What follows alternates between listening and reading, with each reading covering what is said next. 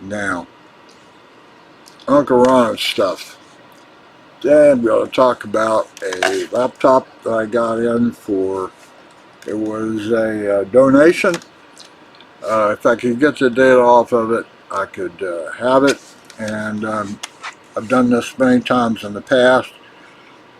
People have a lot of computers sitting around. This one, they said hadn't been on in 10 years. Actually, I found a 2018 file, so 7 years. Been sitting around for 7 years.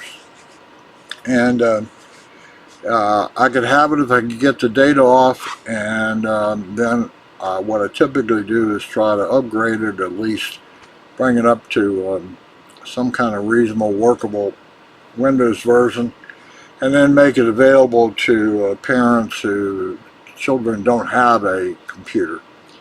I've done that, I don't know, 50 times maybe. Okay, so this one came in. It was a compact, which you probably know was bought by HP, and then I think it disappeared. This is basically an HP computer. And what was surprising about it, and I've tried to show it a couple times on the screen, but it doesn't work, is that it's running XP. So XP was came out in 2000 something, maybe 2003 to 2004 was the end of it. And so this is still a XP computer. I was able to get it live. I didn't have a power adapter for it. It takes a special, the connector, the power connector on the back down here. Right there is a special small. Luckily on my power adapter pile I found one. 18 volt DC center pin positive. And I got it up, and it came right up in XP. Actually, the first time it didn't know where to start, and the battery was dead. So once I got past that, it came right up, and it was pretty peppy. It moved right along. Okay, so here I have this old XP based computer. I was able to use a thumb drive to find all of the documents and images and all that sort of stuff that was stored under the folders that Windows has created for those purposes. I copied all that off, and then I went to the users, and under the username, basically replication of all those folders, I copied all that off to a USB drive. Now I've got this old piece of hardware, and thinking about trying to bring it up to any kind of standard that I could possibly let it loose in the world again, where it would in fact be useful to somebody. So here's a good example. This thing's made like a tank. It must weigh, I don't know, 7-8 pounds. It's got a nice metal frame around it. On the back, everything you can get to everything. Each has its own access panel. They don't make them like this anymore. Nice fan in it. It's got a DVD drive in it. It's got a what do you call it? Multiple USB based. It's got a telephone modem in it. It's got a Ethernet gigabit modem in it, interface in it. It's got a serial port for monitor out. Also has a docking station connector back here. And it's got a lot of good stuff on it. It's got 3 USB ports. It's got, really well made, sort of a Cadillac hardware design, the overall configuration. And it's got a nice big screen, which won't show very well. It is currently running. There's a dog picture there if you can see it. Doesn't show very well. It's currently running on battery. I did manage to charge the battery up, so believe it or not, this 17, 18-year-old laptop lithium battery is still cranking along. Okay, so now I've got this thing. Well, what do I find? I've got a 80 gigabyte IDE drive in it. I thought IDE drives had gone away forever and ever. I don't think I have any in stock. I think I ditched them all a long time ago. I was surprised to find IDE drives for sale on eBay and other places, and I couldn't believe the price of the things. I guess there's a lot of people still have IDE laptops around. And talking about XP, there is some portion of the world still runs XP on stuff. And there are, in fact, government systems that still run XP because the conversion over to, there was code specially written for that, or drivers written for XP, or whatever reason. XP still runs on some dedicated systems which don't have a security issue. Anyway, there are IDE drives around. That really surprised me, and the prices are crazy. An 80 gigabyte IDE drive for a laptop can go $40, $50, and I don't get that. I even found, believe it or not, a solid state drive that has an IDE interface on it for a laptop. Now, it's like $200, but there must be people with IDE-based hardware around and laptops that still need IDE hardware. So I may wind up selling the 80 gigabyte, that's all I got on this, drive, which apparently was pretty standard. I see quite a few of the 80 gigabytes. But I have some SATA drives, but good size, terabytes, but I can't put them in here.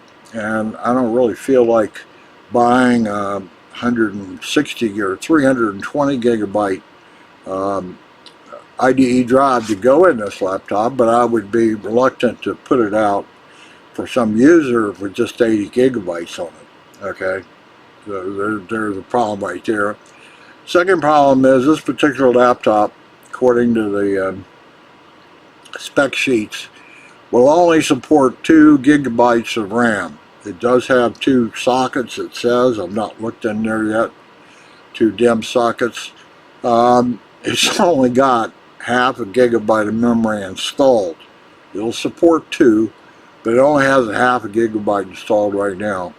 And that's what these manufacturers like to do. They made a nice motherboard, and then to be able to price point it at certain markets, they could put in a small hard drive and put a minimal amount of RAM in it and save them a few bucks, maybe chop $20, $30, $50 off the price, the retail price of the laptop. So this one's got a half a gig of memory. I'm surprised Windows XP would run on it, but it obviously does. The other thing I found was, and I did manage to get has a built-in Wi-Fi, but it's only to the B standard. But I got it running, and I got it on my local area network. I did manage to make an internet connection. And what I found out was I got Google to download, but it won't stay in HTTPS mode because the clock is always wrong. And another discovery I made was, and I had forgot about this, that the real-time clock that's on the motherboard is driven by the BIOS battery. Now this one's got a BIOS battery in it somewhere, and it's long since dead. If the thing hasn't been plugged into power for a year or two, the BIOS battery just drains down. That's the end of it. Actually, the last laptop that I repaired, which I think I talked about here, or a desktop, I don't know, either one of them was, it didn't have a BIOS battery. It was kept alive by the lithium-ion battery of the computer, which is pretty weird. You take the battery out and you lose your BIOS settings. So this one does have probably a replaceable BIOS battery, and if it's setting in a little socket, not on a pigtail, but in a socket, I can replace that. It's probably a 2032, which is seems to be standard across laptops. That's the battery number that you need for that. So I could probably get the real-time clock to hold time properly, so I could get a proper secure connect to Google, and then I could do some things. I've been thinking about maybe just keeping it and using it for myself. The 80 gigabytes is not particularly a concern if I could get internet fully operational on it, and I have dongles that I can get it to go at a faster speed at the G or G speed anyway. The memory, I may have some sick memory to get up to 2 gigabytes, but I don't think it'll ever support, maybe it might support Windows 7, and you know, I've forgotten. XP, Windows 7, there was something else in between, then I think there was Windows 8, and then it jumped to 10, I believe, and then 11. So this would probably support Windows 7, but I don't see the point. And I do have the software to do upgrade it to Windows 7. It has a code key in it for XP. So I'm just trying to highlight some things that you look at or think about if you inherit one of these things, what you might face. Real-time BIOS battery. It won't sync internet to a secure connection because the real-time clock is not keeping time properly. The memory, it's only got a half a gigabyte of memory in it. That won't support anything. So I think I can upgrade the memory. I think I can, the battery does seem to be still working.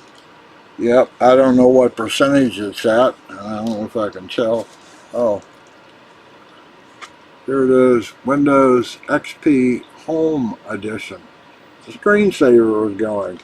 So I hit the, this guy, I might want to take a look and see if I can even find out. I'm just curious, what is the battery percentage? 72%. So it seems like the battery's got an hour or two of charge in it. So it's amazing.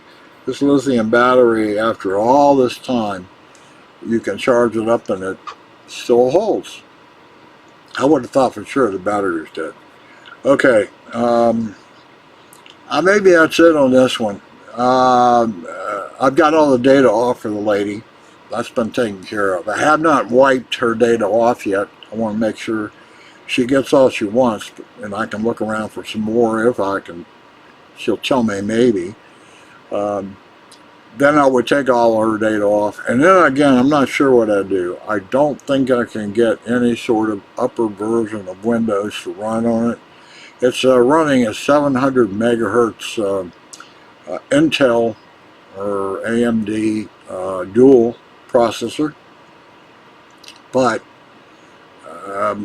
700 megahertz, you know, it needs to be a gigahertz processor to do anything in Windows now. And the memory, even at 2 gigabytes, wouldn't support Windows 10 or Windows 11 or anything like that. It's just not enough.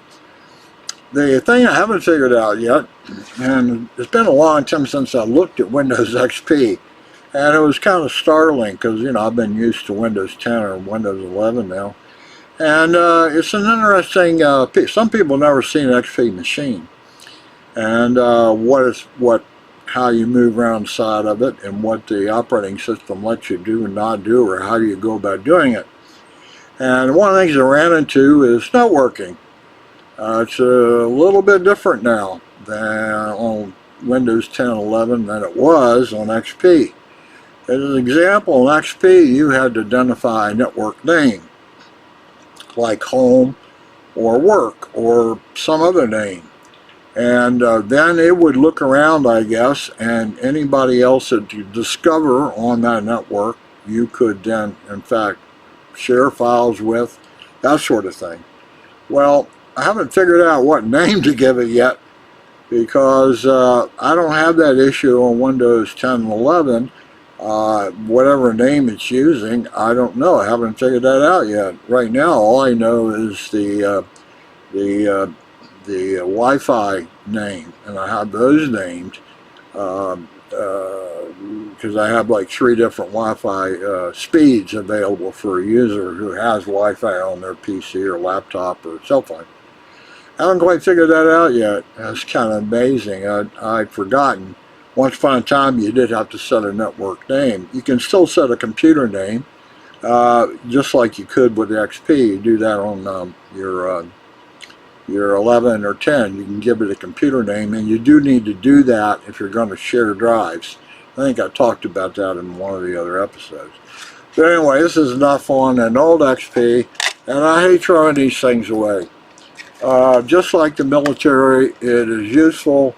I'm sure they're still sitting around on somebody's desk somewhere doing administrative tasks. This one did not even have Microsoft Word processing on it. It used Notepad. There was no word processing of any kind, and no other real applications had ever been installed on it. So, and it was used up till 2017, I believe. That was the last record I saw of a file modification. Anyway, the memory, the hard drive, not being able to take an SATA drive is, that I can't give it to anybody under that condition. And the whole networking issue, and a real-time clock BIOS battery. So anyway, don't throw these in the trash. Somebody somewhere can take it and get it. I know there's plenty of these things sitting around. I don't know, half of Africa is probably using something like this, or parts of Europe, Asia. They're using old laptops like this, running XP or even DOS, I don't know. They're out there somewhere. Don't throw them away. Somebody in your neighborhood, like me, can take them and try to repurpose them for some reason or another. This will not be trash. I will use it in some fashion or form, if nothing else, as a one in the garage. I have an older, well, it's a newer laptop, but it is very slow because it's got a 5400 RPM drive in it, and I thought I might swap over to this, and because it's XP, and XP is not using the resources of the CPU or the memory like Windows 11 is. And this XP will be much faster than my Windows 11 laptop sitting in my garage. Absolutely, positively will be. And this one's got a good battery in it. So enough for today. Uncle Ron stuff. I will edit out the end. This is repairing an old laptop PC and what you run into, and Windows XP, and some remembrances of the old XP days.